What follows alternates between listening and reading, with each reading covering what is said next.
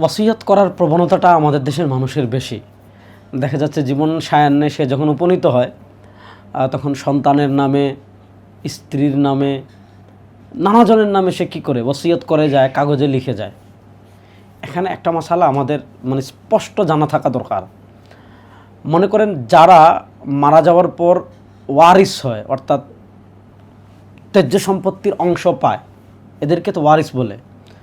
রাসূলুল্লাহ সাল্লাল্লাহু আলাইহি ওয়াসাল্লাম বিদায় হজ্জের ভাষণে স্পষ্ট বলেছেন, যেটা সুনান তিরমিজিতে আসছে, যে আল্লাহ তাআলা প্রত্যেক হকদারকে তার হক নির্ধারণ করে দিয়েছেন।